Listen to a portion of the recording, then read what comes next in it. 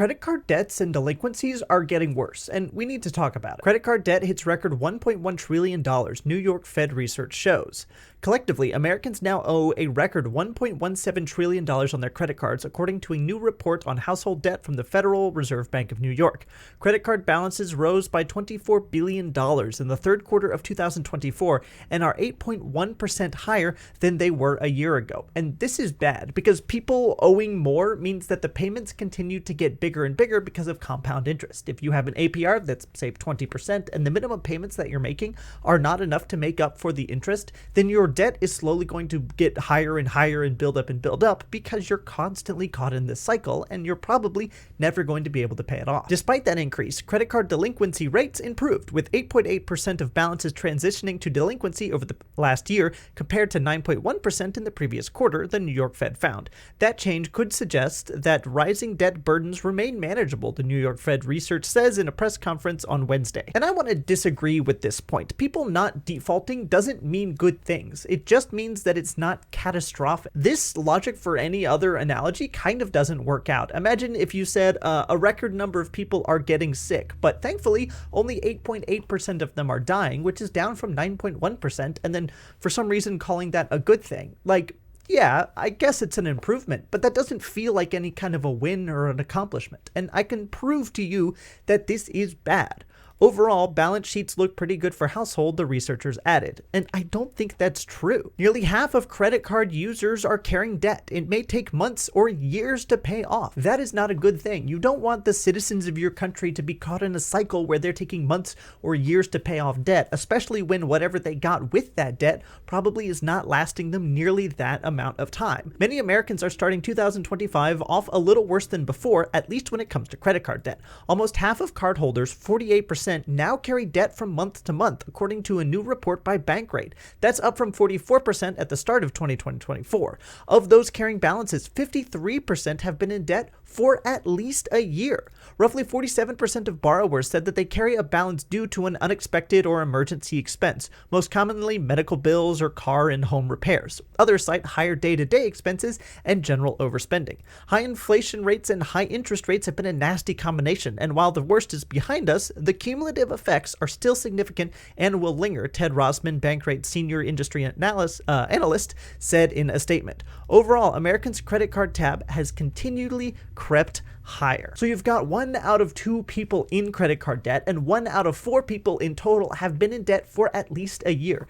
And this is a very bad thing, because when you are in debt for this amount of time, you become a product for credit card companies, and they're just continuously profiting off of you for a service that they're not even offering continuously. They did it one time where you went into debt to purchase something you needed, and now they're continuing to profit off of you over and over and over unless you get that debt paid off. You're essentially a cash cow, handing over your hard-earned money to a company that didn't do anything besides charging you 20%.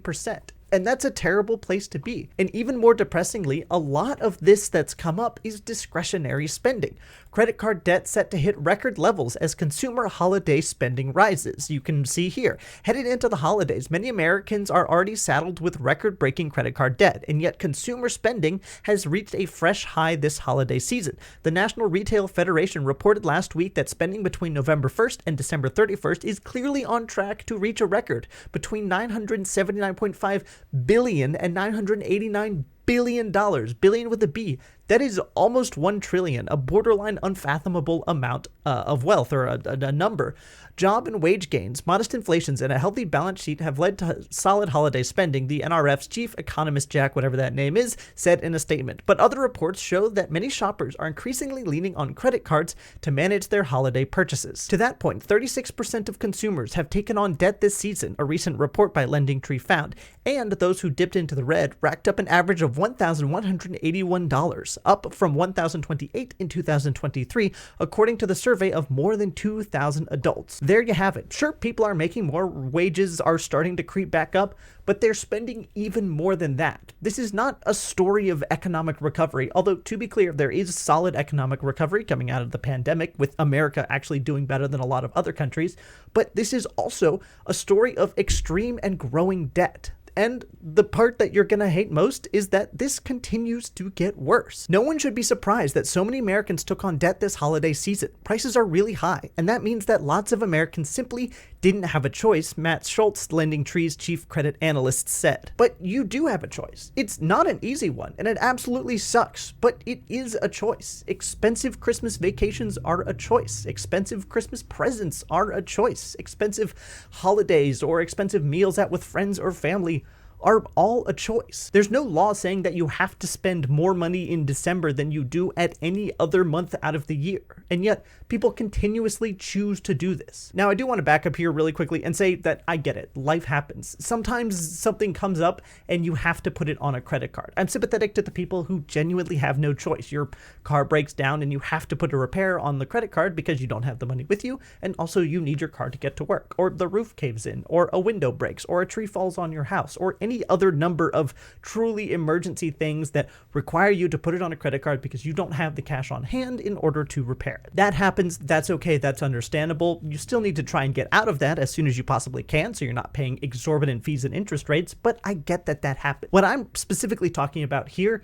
is chronic overuse and debt cycles that people put themselves into that they then can't get out of. And I know that not buying a Christmas present for your family or for your friends is hard, but being in debt and being crushed by this cycle and owned by a company that barely cares that you exist except to profit off of you is also really hard. You have to choose which hard thing you're going to deal with. The societally hard thing and the self-disciplined hard thing of not purchasing things that you would like to, or having to deal with being in crushing debt and not have your own future be your own because another company owns you. Every day that you spend in debt is a day that a soulless mega corporation is profiting off of you and charging you basically just to exist for essentially no effort on their part. And that's not a good thing. But before we go on, if you like this kind of deep dive into the news, I would love a subscription. So we know that debt is increasing, and we know that's not a good thing. The real question is why? What is causing this? And there are a lot of issues, the first of which you will not be surprised by. It is inflation. This is from the Times. The higher cost of everything from housing to high top to haircuts are a major culprit. Although inflation has moderated since its peak in June of 2022, Americans, particularly lower income families, are relying more on credit cards to cope with the sticker shock. They used credit card debt to supplement their incomes to maintain their purchasing power, Mark Zandi, chief economist at Moody's Analytics, said. As things get more expensive, people want to maintain their quality of life, which is absolutely understandable. Nobody wants to live their life with slowly having to downgrade in cars, apartments, furniture, computers, and so on. But if your income's not going up, and then in a lot of cases, the difference is being put on credit cards, and that leads to debt. And while at first most people are not happy to be putting things on credit cards that they can't afford and having to pay it off later down the road, the more you do it, the more used to it you become, and it bothers you less and less until it eventually becomes a way of life. And then you spend your whole life paying these corporations that, and I cannot emphasize this enough, do not care that you exist outside of the fact that they are profiting off of you. Now, the second big reason that credit card debt is going up is because APRs are essentially through the roof. This is commercial bank interest rates on credit card plans across all accounts. And you can see here in the last 2 years or so, we've gone from, something between 14 and 15% up to 21%. That is a 6 percentage point increase. That is massive. And in fact, since 2014, where the lows, it was hovering around 11%, we've basically doubled since then. And these are all variable rates, meaning if you have a debt that in 2014 you're paying off at 11%, by the time you get to 2025, that's 22 up to 26%. It varies. You don't get a fixed rate like you do with most mortgages. That means that debt is a lot harder to pay off now. And if you do have debt, it's becoming increasingly more difficult. This leads to more and more people making minimum payments because it's so much more expensive just to have debt.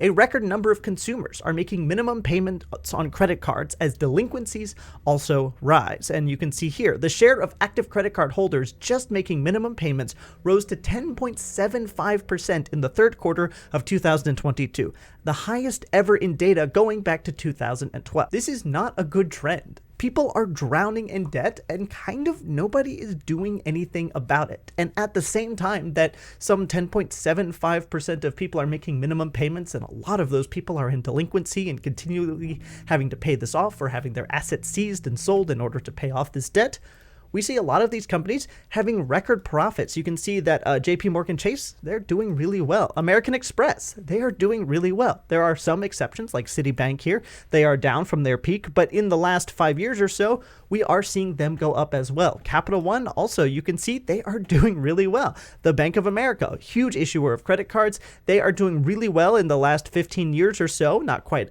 where they were before the housing crash, but in the last 15 years, you can see that they are up 200%. Discover is absolutely killing it with the highest stock price that they have ever seen in the company's history.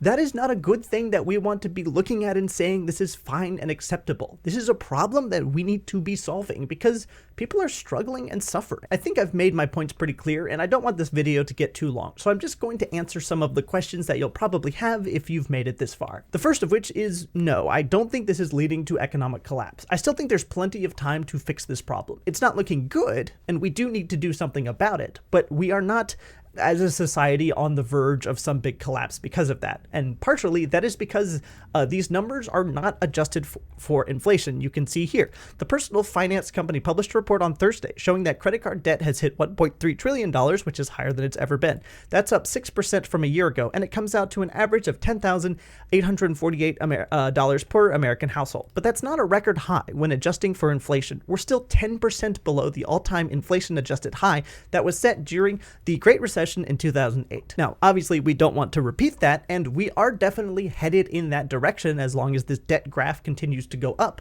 But we are not there yet, and there is still plenty of time for us to pull back, figure this out, and stop this from becoming a huge bubble that actually causes economic ramifications. The second thing people are going to ask is, well, then what do I do about it? It's hard to get out of debt. And absolutely it is. But I would also argue that you have to do absolutely whatever you can. You have to get second jobs, sell off stuff that you have that you don't absolutely need to pay off the debt. You can consolidate it. You could consolidate it with a lower interest rate. You could do a balance transfer from one company over to another that has more favorable conditions, or any number of other things. The point is, you have to do something extreme to get out of the debt, to break the cycle, and then never go back in debt. With exceptions, of course, for extreme circumstances where you absolutely don't have a choice. Again, I understand that happens. I'm not knocking those people. The last thing I want to say is I am not anti-credit card. I get the perks, the rewards, and the benefits can actually be pretty good. And if you're someone that travels a lot or shops a lot, buys a lot of gas, what have you, you can find a specific credit card that really helps you and benefits you in your life. That's a good thing. I am specifically anti going into irresponsible debt, where you start paying a 20% fee basically just to exist, when that at that point is no longer giving you a benefit once whatever it is you've bought runs out. At least when you buy a house and go into debt with a mortgage, you have a house. But if you go into debt to buy things like to eat or a computer that'll last a few years, an Xbox that maybe lasts a year, then you get no further benefit from it beyond the initial purchase. But you keep paying on it forever unless you get rid of the debt. The most important thing to remember is that to big corporations, you are not a human. You are a product to be used for as much money as they can possibly exploit from you and then cast aside, and the rest of it is written off. Thanks for watching.